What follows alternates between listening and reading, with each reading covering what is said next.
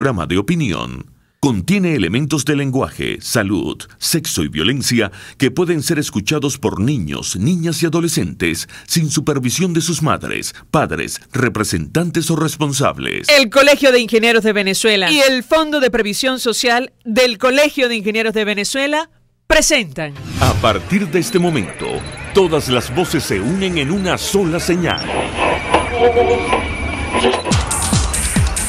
RCR presenta Conexión 750 con María Alejandra Trujillo.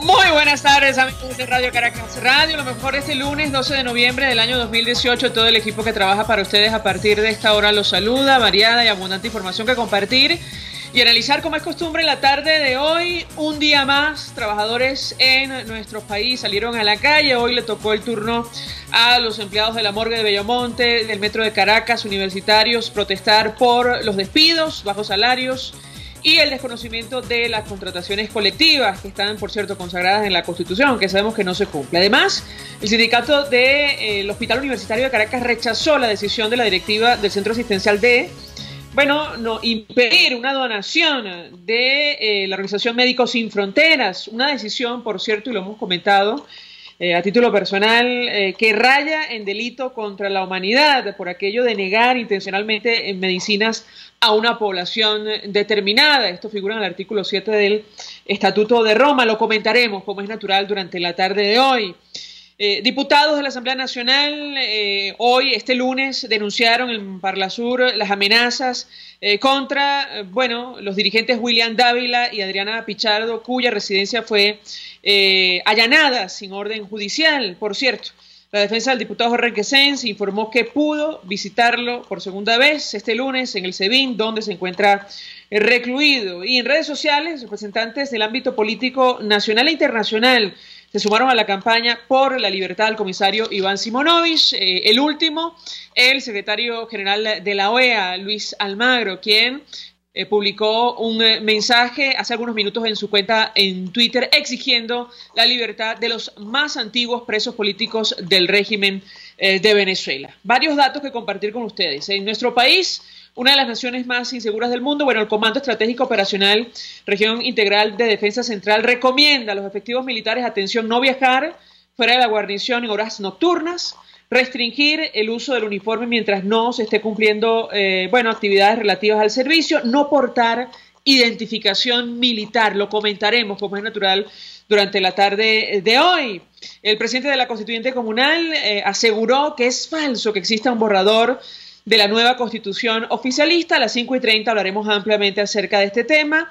Y, comentar que la red social Facebook sufrió una falla global que impedía ingresar a su servicio desde la mañana. Además, falleció Stan Lee, leyenda del cómic y autor de varios personajes de Marvel, a los 95 años de edad. Esto es Conexión 750, comenzamos.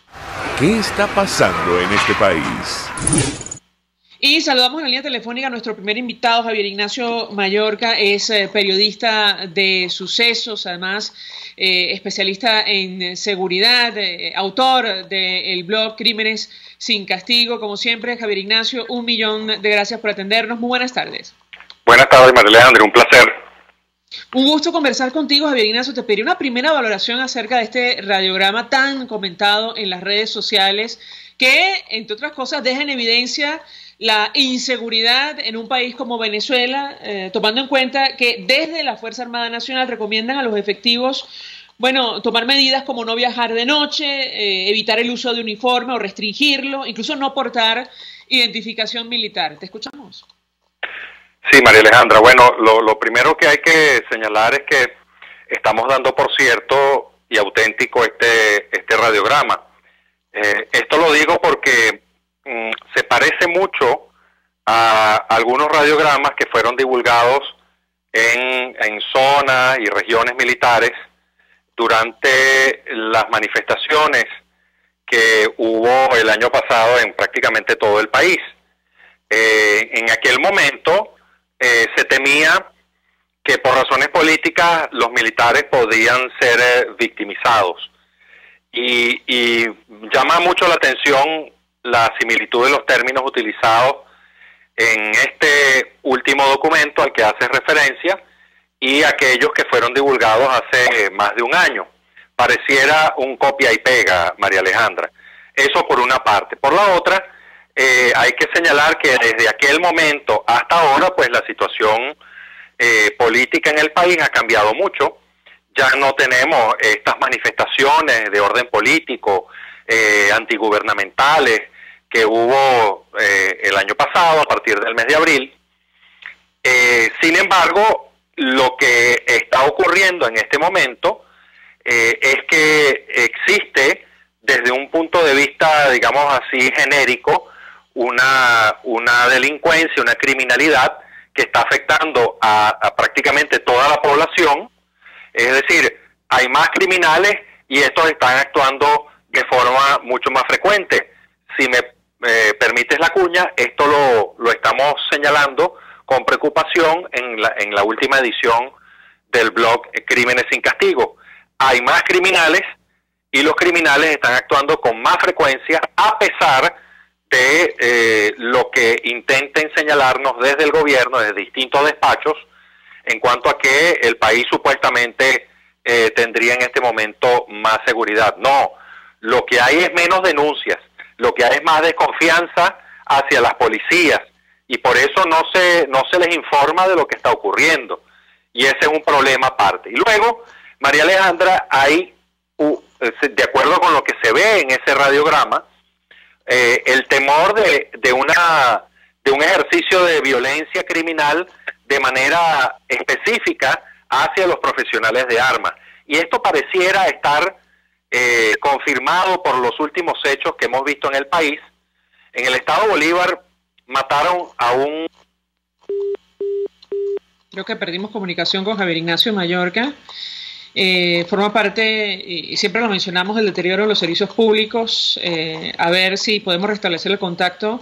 Nos interesa mucho lo que tiene que compartir. Se iba a referir a la muerte producto de la violencia de algunos efectivos militares, y lo último que dijo, tiene que ver con lo ocurrido en Bolívar, si captamos bien.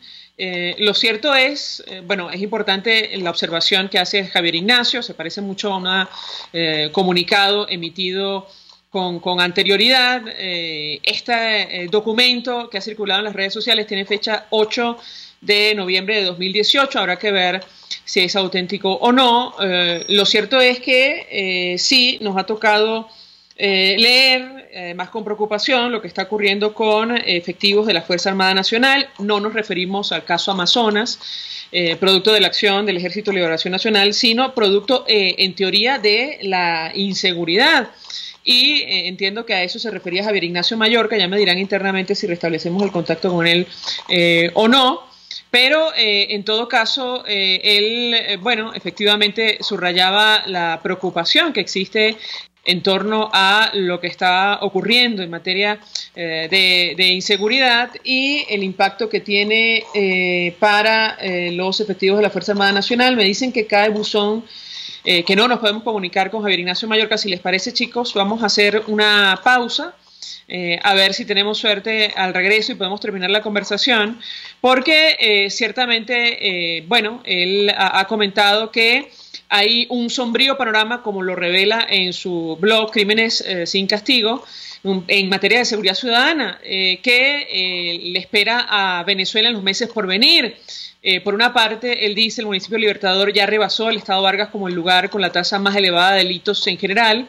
En la actualidad la diferencia entre ambas localidades es de 20 puntos, y eso que Vargas estuvo en la delantera hasta julio.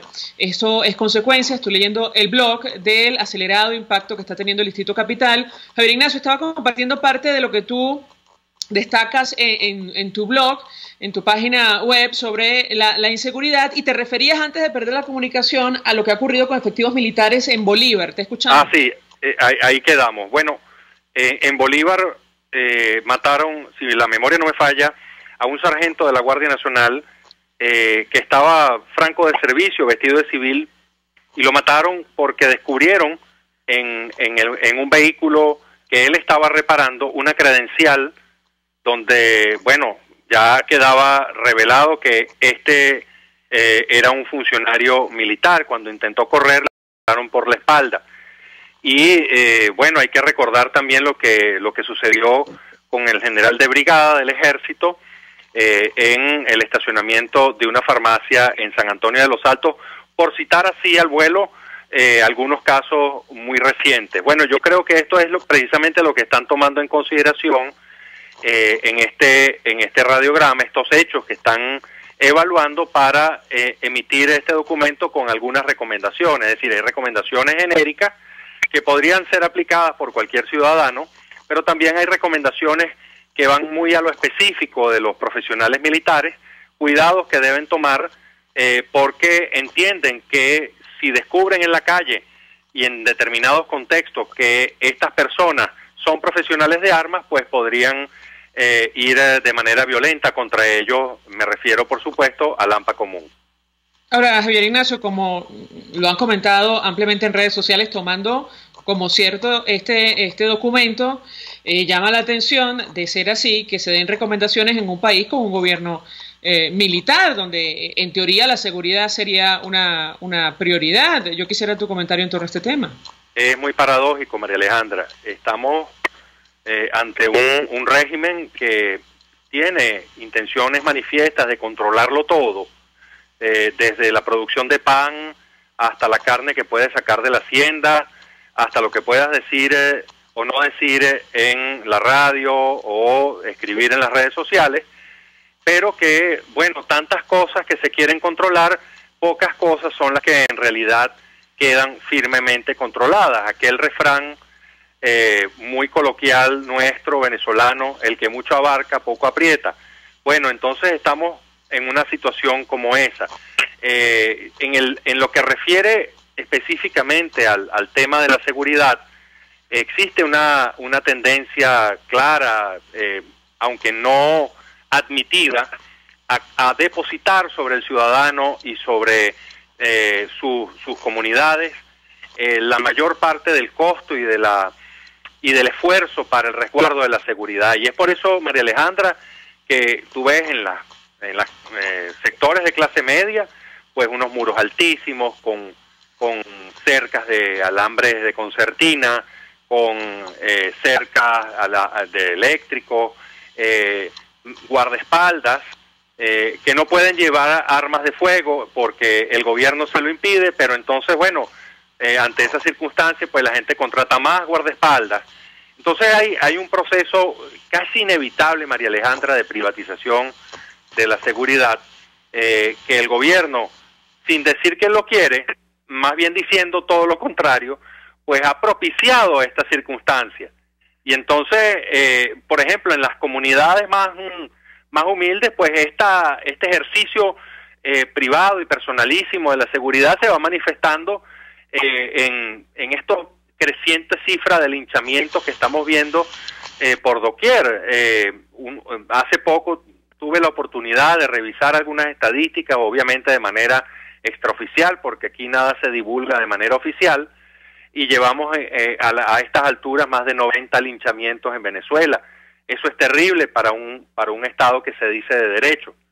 Entonces, María Alejandra, por donde tú lo veas, te encuentras a un Estado que dice querer controlarlo todo, pero que en efecto no controla prácticamente nada. Javier Ignacio, aprovecho este contacto para preguntarte acerca de la situación irregular que fue denunciada ayer o anteayer en la cárcel militar de Ramo Verde, donde en teoría fueron trasladados estos miembros del Ejército de Liberación Nacional señalados por la acción y el ataque contra efectivos militares en Amazonas. ¿Qué información manejas tú al respecto? Te escuchamos. Bueno, hay informaciones contradictorias.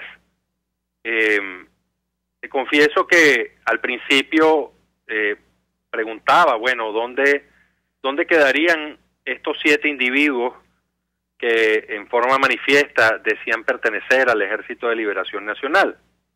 Una vez que se fueron presentados en un tribunal en Puerto Ayacucho, fueron enviados vía aérea a Maiquetía y de allí trasladados a Ramo Verde. Por lo que entiendo, algunos de ellos están ahorita en un proceso que es aplicado por regla general a los presos políticos que llegan a este internado, que es una especie de periodo de adaptación en celdas de aislamiento. Sin embargo, hay informaciones contradictorias, puesto que luego han indicado que hay otros, recordemos que nuevamente son 7 los que llevaron para allá, uno de ellos mujer, incluso, todos están allí y aparentemente desalojaron un sector de uno de los pisos inferiores del pabellón principal para alojar a estos individuos, desde luego desplazando a algunos que ya estaban allí. Y esto no es nuevo, esto sucede con bastante frecuencia cuando llega uno o varios detenidos que llaman de cartel, y bueno, esto lo ha ocasionado molestia, pues. Sin embargo, en Ramo Verde sabemos que hay una nueva dirección a cargo de un coronel del ejército, ya no está el capitán de navío Silva, y este oficial ha intentado generar algunas condiciones allí. Bueno, obviamente estamos hablando de una cárcel, pero unas condiciones que fuesen un poco más llevaderas, ¿no? Entonces, creo que al final esto se va a llevar mediante negociación. Obviamente, allí hay una circunstancia que es bastante, que origina mucha tensión, y es el hecho de que en Ramo Verde están detenidos oficiales, algunos de ellos en situación de actividad, y estos señores vienen de la guerrilla colombiana.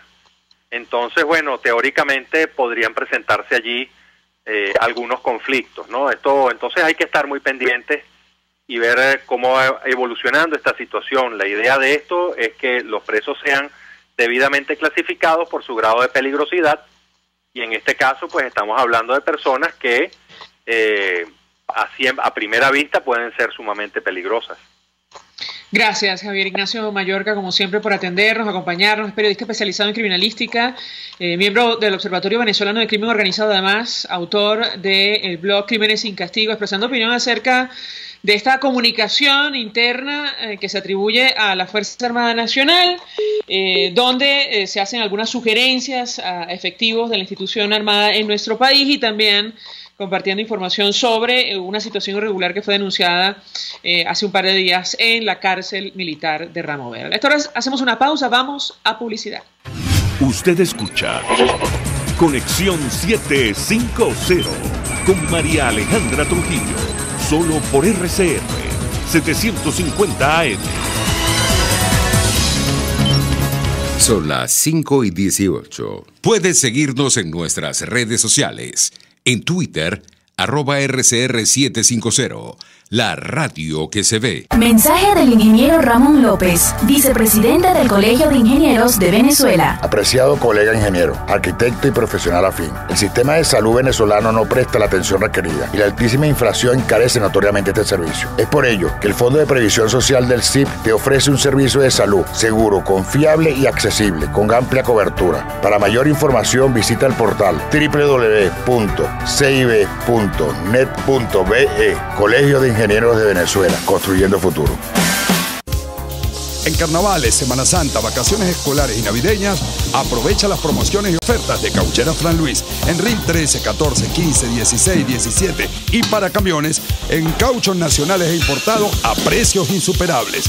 Final Avenida Baral, pasando la estación de servicio y al lado del banco. Teléfono 0416-607-6406. Cauchera Fran Luis, tu mejor opción.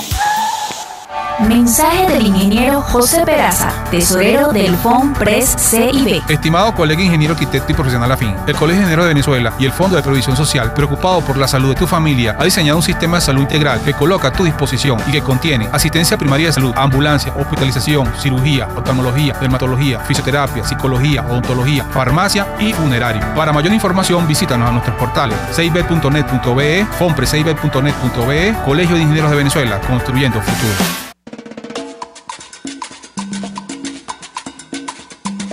Fuerza que nos activa, fuerza que une a un país que quiere cambio. Mi nombre es Chuo Torrealba y estoy contigo desde las 5:30 de la mañana para que te enteres de todo lo que acontece dentro y fuera de un país en crisis, un país que quiere cambio y libertad. Unidad, la fuerza es la unión. De lunes a viernes desde las 5:30 de la mañana con Chuo Torrealba, solo por RCR, porque lo bueno une. El poder de la comunicación en tus manos. Conexión 750 con María Alejandra Trujillo. Solo por RCR 750 AM. Continuamos, amigos, en Conexión 750 y lo dicho, el Sindicato de Trabajadores del Hospital Universitario de Caracas hoy protestó por la decisión de la directiva de este centro asistencial de rechazar una donación de la organización Médicos Sin Fronteras, y decíamos a título personal, no estamos hablando de una situación que raya en delito contra la humanidad, por esto de negar intencionalmente medicinas a un grupo determinado de ciudadanos. Para conversar acerca de este tema y en general lo que está ocurriendo con el sector salud, saludamos a nuestro siguiente invitado, José Félix Soleta, fue ministro de Sanidad y Asistencia Social, además forma parte de la red Defendamos la Epidemiología Nacional. Como siempre, doctor, gracias por atendernos, buenas tardes. Un gusto en saludarte, María Alejandra, y estoy muy atento pues a tus preguntas, a ver cómo podemos orientar en relación a este punto tan delicado que tú estás señalando. Pues mucho interés, doctor, de conocer una primera reacción de su parte. ¿Cómo se explica desde el punto de vista de un médico que entiendo debe ser la profesión de quien dirige el Hospital Universitario de Caracas, rechazar una donación de una organización humanitaria como Médicos Sin Fronteras, advirtiendo, entre otras cosas, como argumento, según documento que ha trascendido a las redes sociales, que Venezuela ha sido víctima de sanciones económicas por parte de sectores oligárquicos a nivel mundial? ¿Qué justificación es esta para rechazar un donativo de esta naturaleza? Lo escuchamos.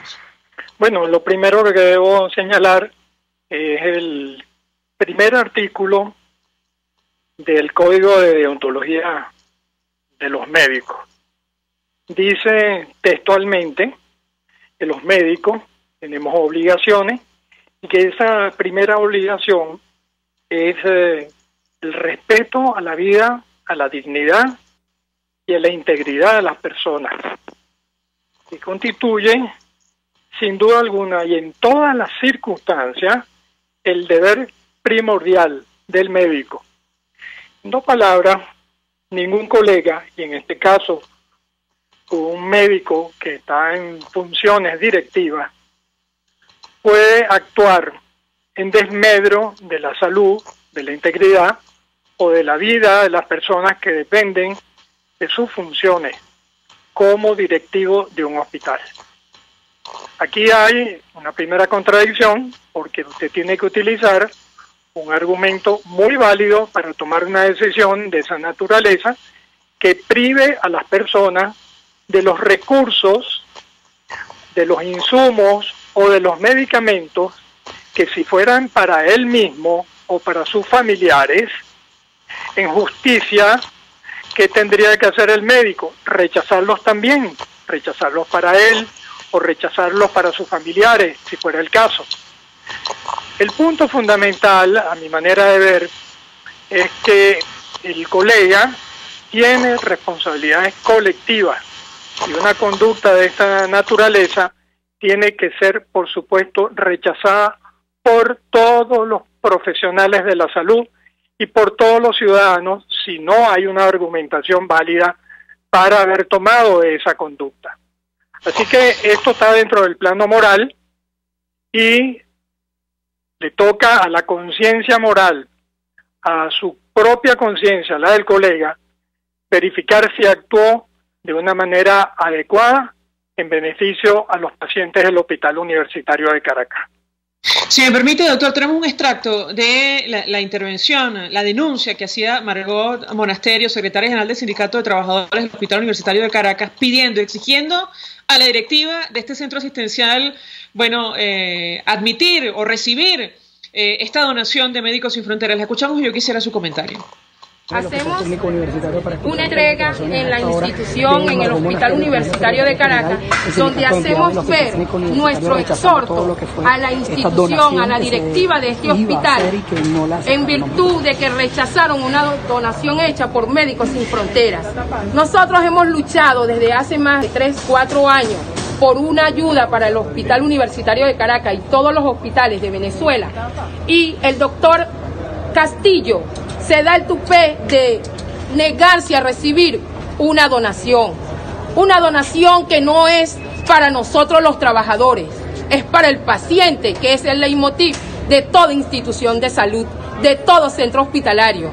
Doctor Castillo, doctor Alvarado, le hacemos un exhorto: reciban todos esos medicamentos y todos esos insumos que están trayendo, porque nosotros no vamos a permitir de que no lo reciban, porque resulta que el paciente es el afectado aquí.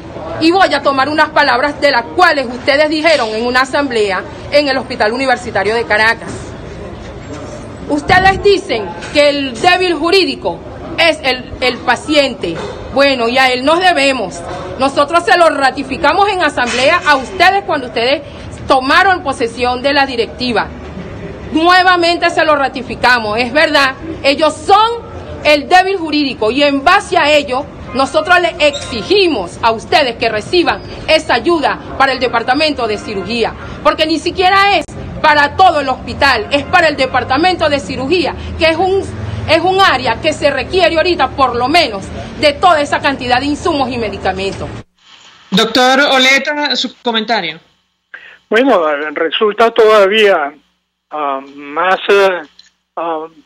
desagradable entender un rechazo de estos medicamentos cuando existe en el hospital una evidente carencia de los insumos y de los equipos y de los materiales y de los medicamentos que son requeridos para la atención de estos pacientes. De modo pues que resulta una decisión arbitraria y le corresponde en primer término al Colegio de Médicos hacer una averiguación de oficio acerca de la conducta deontológica de este colega, porque obviamente es una falta que tiene que ser rechazada por todos los profesionales de la salud y obviamente es rechazada por todos los ciudadanos, porque no hay argumento válido para haber rechazado ese beneficio que iba a procurar el bien de los pacientes hospitalizados, que la propia institución no les está ofreciendo, no les está garantizando los insumos necesarios,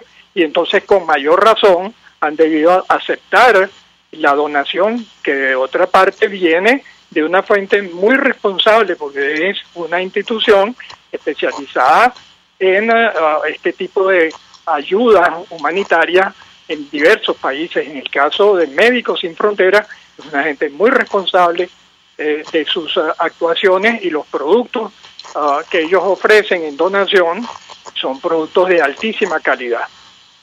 Ahora, doctor, dos inquietudes. En principio, el argumento, según, insistimos, un documento que ha circulado en las redes sociales de la directiva del hospital, bueno, tiene que ver con la guerra económica contra nuestro país. No sé, bueno, esto cómo unirlo con la falta de medicina, es decir, con lo que está sufriendo la gente por falta de insumos a Venezuela. Ellos rechazan estas acciones dirigidas a comprometer la integridad del pueblo, no sabemos en qué términos, y recomiendan a quienes deseen colaborar hacer un llamado para el levantamiento de las sanciones, porque Venezuela posee recursos propios suficientes para la adquisición de medicinas. Y yo quisiera su comentario en torno a este tipo de, de palabras, de argumentos políticos que nada tienen que ver con la realidad en nuestro país, y lo uno con la responsabilidad cierta. Es decir, esto raya, y lo decimos a título personal, delito contra la humanidad, esto de negar medicamentos de forma intencional. Quisiera su comentario, lo escuchamos. Sí, sin duda, es un argumento huidizo de la realidad.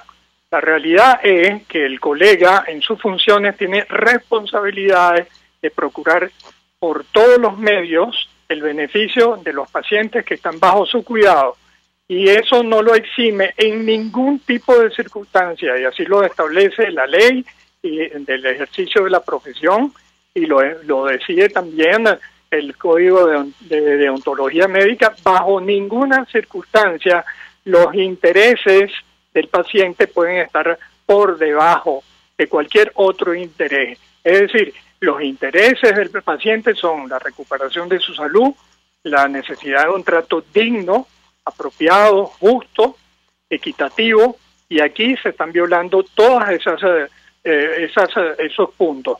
Quiero señalar un dato adicional.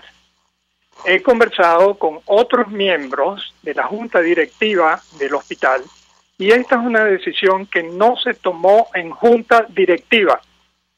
Lo repito, el argumento presentado por este doctor Castillo de que es una decisión de junta directiva es falso. La decisión la tomó personalmente, no fue una decisión de junta directiva de la institución. Por lo tanto, carece de toda validez porque es una decisión no tomada por el cuerpo directivo del Hospital Universitario de Caracas. Doctor José Félix Oleta, gracias, como siempre, por atendernos, acompañarnos. Fue ministro de Sanidad y Asistencia Social, forma parte de la red Defendamos la Epidemiología Nacional, expresando opinión acerca de este hecho, que ha generado toda clase de reacciones, incluso estupor en nuestro país, en las redes sociales. La decisión de la directiva del Hospital Universitario de Caracas de rechazar una donación de la Organización Médicos Sin Fronteras. Hoy los trabajadores han pedido, aceptarla para hacer frente a la crisis que hay en este centro asistencial, como ocurre prácticamente en todo el país. Antes de hacer la pausa para ir a publicidad, nos vamos a ir con este mensaje que comentamos con ustedes al inicio del secretario general de la OEA, Luis Almagro, quien se sumó a esta campaña en redes sociales que, comenzó con la intención de pedir la libertad del comisario Iván Simonovic. Escuchamos a Luis Almagro, vamos a la pausa y de regreso venimos con más.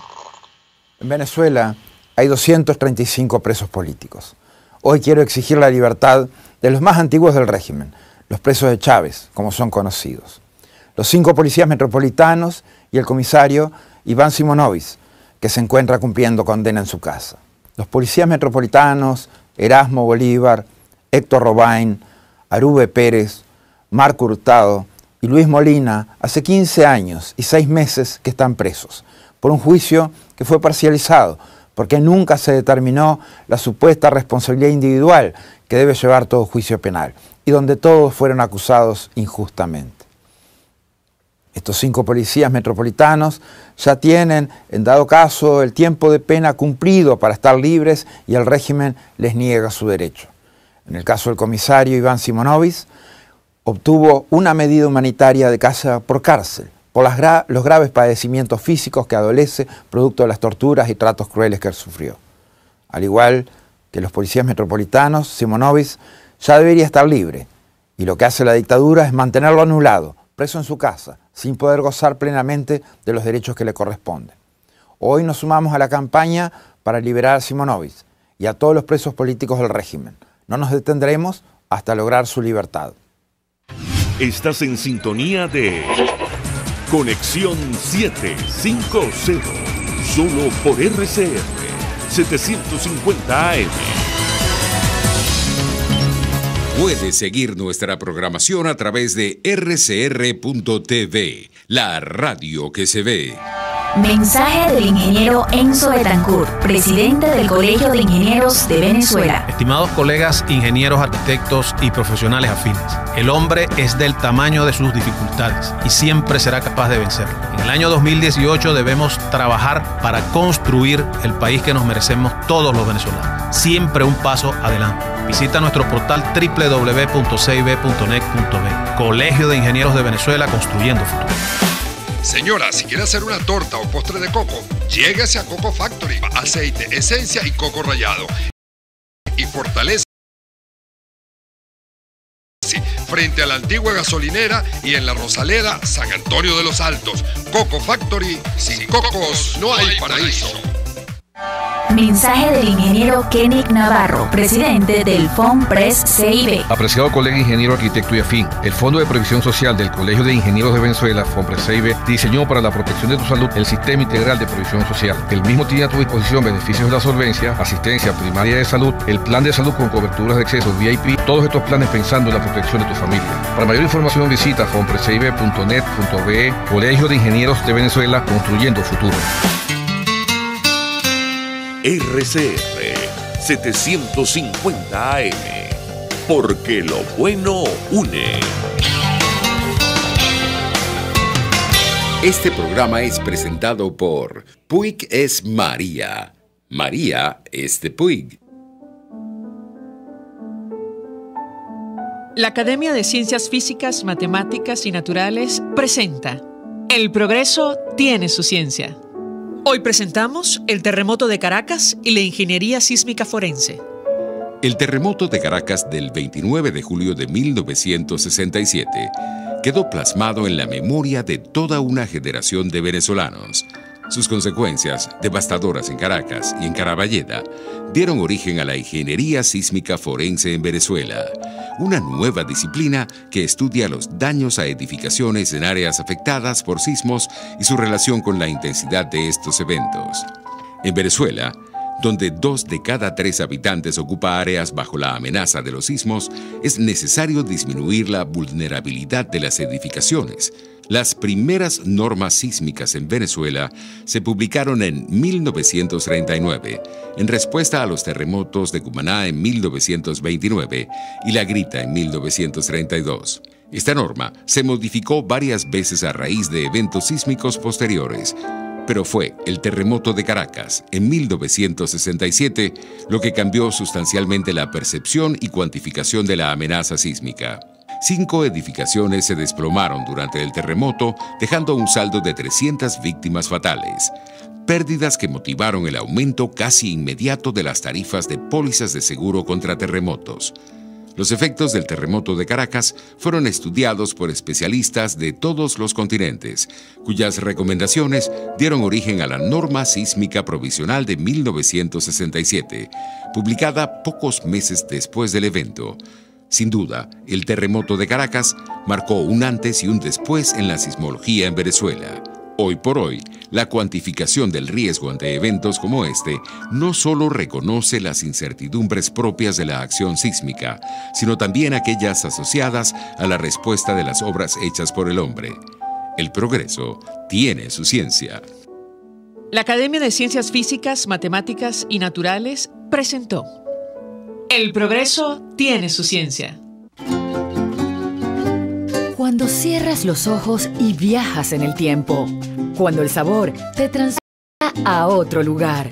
Cuando el olor te hace recordar momentos únicos. Esa es María Puig, una galleta que es un pedacito de tu historia. María Puig, una galleta que endulza tu vida. María Puig, una galleta que te ha acompañado por más de 100 años. Puig es María. María es de Puig. Este programa fue presentado por Puig es María. María es de Puig. RCR 750 AM, porque lo bueno une. María Alejandra Trujillo te acompaña en Conexión 750, solo por RCR 750 AM. Claro y raspado. Continuamos, amigos, en Conexión 750 y decíamos que hoy el presidente de la Constituyente Comunal aseguró que es falso que exista un borrador de la nueva Constitución oficialista. Nuestro siguiente invitado se ha referido a este tema, de hecho fue víctima de un secuestro luego de denunciar lo que había detrás de los documentos que se discuten en esta institución, la Constituyente Comunal. José Vicente Jaro es abogado, consultor, profesor universitario con posgrados en Derecho Constitucional, Administrativo, en Ciencias Políticas, defensor de derechos humanos. Doctor, 1.000.000 de gracias por atendernos. Buenas tardes. Gracias, María Alejandra, a ti, saludos a la audiencia. Y bueno, muchas gracias por la solidaridad que sé que ustedes tuvieron, no solamente tú, sino RCR, durante mi secuestro, entre comillas, por funcionarios del FAES durante 36 horas en total. Pero bueno, ya estamos reactivados y seguimos aquí en Venezuela en la lucha, como debe ser, por restablecer la democracia. Hemos visto las recientes declaraciones de Diosdado Cabello y sobre eso quiero decir lo siguiente, hacer la siguiente valoración, ¿no? En las últimas semanas, en los últimos meses, ha crecido precisamente el debate sobre un supuesto proyecto de constitución, un papel de trabajo que se ha puesto a circular sobre el proyecto de constitución. Yo siempre quiero recordar, y aquel 1 de octubre, cuando di una rueda de prensa sobre ese tema, luego de analizar el texto, el origen e investigar algunas fuentes sobre ese texto que circuló, siempre he advertido que cuando circuló ese texto fue el día siguiente al cual en el Consejo de Seguridad de la ONU, a través de la fórmula ARREA, Nikki Haley, la entonces presidenta del Consejo de Seguridad de la ONU, se refirió al caso Venezuela y calificó, entre otras cosas, a Diosdado Cabello de un narcotraficante y de una persona que se estaba beneficiando de la corrupción y de las riquezas de los venezolanos, que era una de las causas de la crisis humanitaria en Venezuela.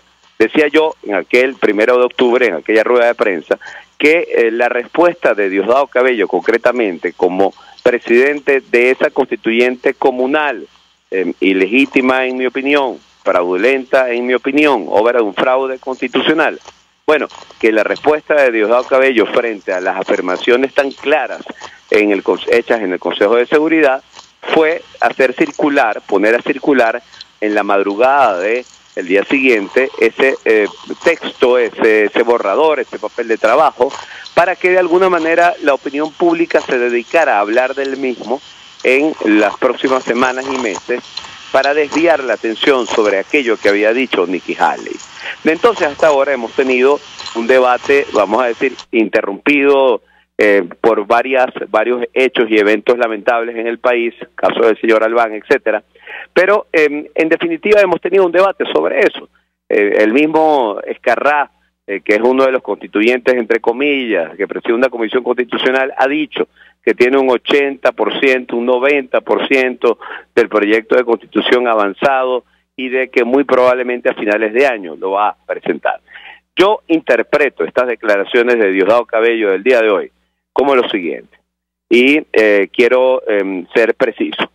El día 9 de diciembre vamos a asistir los venezolanos otra vez a un acto ilegítimo, fraudulento, en mi opinión, en mi humilde opinión, que son las supuestas elecciones de concejales.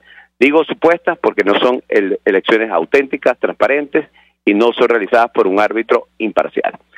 Después de eso, bueno, viene el debate que ya empezó sobre el 10 de enero, sobre si el 10 de enero termina o no la legitimidad de Nicolás Maduro. Para mí está claro que Nicolás Maduro es ilegítimo desde el 2014 por la violación sistemática de derechos humanos, desde enero de 2017 por el abandono del cargo decretado por la Asamblea Nacional, desde el 15 de agosto de este año por la destitución hecha por el Tribunal Supremo de Justicia en el exilio, pero en todo caso está ese debate.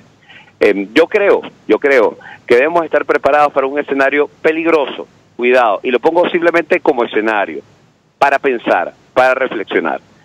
Aquí, muy probablemente, después de ese 9 de diciembre, y ya avanzado diciembre, es posible que se esté haciendo ya a la luz pública, abriendo a la luz pública, un proyecto de nueva constitución que trate de acabar definitivamente con lo que de facto ya se ha dejado a un lado, que es la Constitución de 99. Y la aclaratoria de Diosdado Cabello la entiendo como lo siguiente: el 9 de diciembre no va a haber referéndum sobre una nueva Constitución. El 9 de diciembre va a haber una especie de acto que ellos llaman elecciones, que se refiere al tema de los concejales. No va a haber referéndum sobre Constitución el 9 de diciembre, como tanto se había especulado en el mundo político. incluso se había discutido si se participaba o no. Lo que yo me temo, y este es el escenario que me atrevo a compartir contigo, María Alejandra, es que sucede aquí lo que sucedió en el 2008. 2008 hubo en diciembre elecciones de municipales, alcaldes y concejales. Después de esas elecciones de alcaldes y concejales, ya después del 15 aproximadamente de diciembre, ya con todos de vacaciones, prácticamente lo que hubo fue una presentación de un proyecto por parte de Hugo Chávez de enmienda constitucional. Un fast track hizo que eso se llevara al CNE, se convocara un referéndum y en febrero del año 2009, hace ya prácticamente 10 años, nos impusieron una enmienda constitucional. Bueno, lo que yo me temo es que todo el debate y discusión que se ha tornado sobre el 10 de enero vaya a ser acallado con un debate que se va a imponer sobre un proyecto que hoy dirá Diosdado Cabello que no existe. Escarrá dice que existe, pero en todo caso que es inminente que ellos se propongan exponer, porque ya para eso hicieron el Plan de la Patria 2019-2025. Ahora, doctor, otro de los elementos que mencionaba el presidente de la Constituyente Comunal, que destacan los medios de comunicación, tiene que ver con la duración de esta institución no reconocida por la comunidad internacional, tampoco por los venezolanos luego de la consulta del 16 de julio. Y él advertía que el periodo de la constituyente podría extenderse, más allá de los 2 años iniciales, con lo cual, prácticamente sería una institución vitalicia, no sé por cuánto tiempo. Pero en todo caso quisiera su comentario en torno a este tema, porque no es un dato menor el que daba a conocer hoy el presidente de la Constituyente Comunal. Bueno, es un dato muy grave, es un dato gravísimo, porque ya es fraudulenta la Constituyente Comunal desde su inicio, ya es ilegítima. Se estableció en alguna de los actos de convocatoria que tendría una duración hasta agosto del año 2019, pero que Diosdado Cabello diga hoy que esa constituyente puede permanecer hasta después de el agosto de 2019, no es más que una pretensión, ya no digamos dictatorial, una pretensión totalitaria. Y eso es lo que busca crear esa constituyente comunal ilegítima y fraudulenta, un Estado totalitario, un sistema totalitario. Y también lo que busca es seguir teniendo a ese cuerpo colegiado, a esa constituyente comunal, como una especie de parlamento o parlamento paralelo que haga el trabajo que no le dejan hacer a la Asamblea Nacional legítima, electa por todos los venezolanos, y que es la que debe estar legislando. No debe legislar la Asamblea Constituyente Comunal. La Asamblea Nacional es la que debe estar legislando, aprobando la ley de presupuesto 2019, aprobando la ley de endeudamiento de 2019, haciendo interpelaciones parlamentarias, refiriéndose a los contratos de crédito público, pero lamentablemente no lo deja hacer la Asamblea Comunal, y por ello yo creo que la pretensión de Diosdado Cabello es llevar esa constituyente, y es muy grave, es llevar esa constituyente hasta enero de 2021, momento en el cual se vence, pues termina el periodo constitucional de la legítima Asamblea Nacional Constituyente electa en diciembre de 2015. En definitiva, estamos pues frente a la pretensión de consolidar un Estado totalitario, más allá de lo que ya calificamos hoy en día como una dictadura. Gracias, doctor José Vicente Jaro. Qué bueno que se encuentra bien. Reciba nuestro abrazo. Abogado, profesor universitario, expresando opinión acerca de este hecho, esta declaración según la cual es falso que se haya discutido un nuevo proyecto de constitución. Esto contradice evidentemente lo dicho por Germán Escarrá, que hablaba del 80% de avance en los debates de esta institución no reconocida por la comunidad internacional. Y yo agregaría lo siguiente: creo que responde de alguna manera a la comunidad internacional o el Parlamento Europeo, el presidente de la Constituyente Comunal, rechazando lo que ha pedido el bloque, que es, se desactive esta institución y se reconozca el Parlamento electo por la mayoría de los venezolanos en el año 2015, que es la Asamblea Nacional. A esta hora hacemos una pausa, vamos a publicidad. Escuchamos Conexión 750, solo por RCR 750 AM. Mensaje del ingeniero Ramón López, vicepresidente del Colegio de Ingenieros de Venezuela. Apreciado colega ingeniero, arquitecto y profesional afín, el sistema de salud venezolano no presta la atención requerida y la altísima inflación encarece notoriamente este servicio. Es por ello que el Fondo de Previsión Social del CIP te ofrece un servicio de salud seguro, confiable y accesible, con amplia cobertura. Para mayor información visita el portal www.cib.net.be. Colegio de Ingenieros de Venezuela, construyendo futuro. Las lesiones ocurren todos los días y en Globalterap te garantizamos tu pronta recuperación con tratamientos de rehabilitación personalizados de electroterapia, ultrasonido, láser, tracción lumbar y cervical, drenaje linfático y rehabilitación cardíaca. No te confundas, estamos en el Centro Comercial Multiplaza Paraíso, nivel empresarial 2, teléfono 0212-461-9370. Globalterap y despídete del dolor. Mensaje del ingeniero José Peraza, tesorero del FONPRES CIB. Estimado colega ingeniero, arquitecto y profesional, la Colegio de Ingenieros de Venezuela y el Fondo de Previsión Social, preocupado por la salud de tu familia, ha diseñado un sistema de salud integral que coloca a tu disposición y que contiene asistencia primaria de salud, ambulancia, hospitalización, cirugía, oftalmología, dermatología, fisioterapia, psicología, odontología, farmacia y funerario. Para mayor información, visítanos a nuestros portales cib.net.be, fonprescib.net.be, Colegio de Ingenieros de Venezuela, construyendo futuro. El poder de la comunicación en tus manos. Conexión 750 con María Alejandra Trujillo. Solo por RCR 750 AM.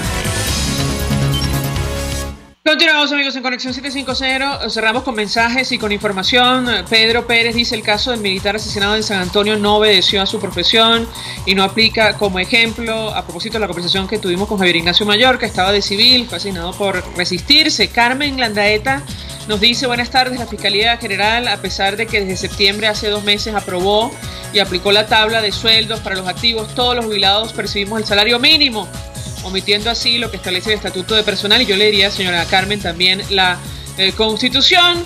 Y a propósito de lo que está ocurriendo en California, atención, vientos feroces, dice Reuters, avivan estos incendios forestales en los Estados Unidos. Hay más de 200 desaparecidos de momento, más de 30 víctimas confirmadas. Nosotros nos despedimos y lo hacemos a nombre de Jaime Nestares en la dirección general de la estación, en la gerencia de producción Willy Charcaya, en la producción Selene Pérez y Oriana Urbina, en los controles Eduardo Llanes, quien tuvo el placer de acompañarles, María Alejandra Trujillo. Los dejamos con la entrevista. El Colegio de Ingenieros de Venezuela y el Fondo de Previsión Social del Colegio de Ingenieros de Venezuela presentaron. RCR presentó Conexión 750 con María Alejandra Trujillo, solo por RCR 750 AM.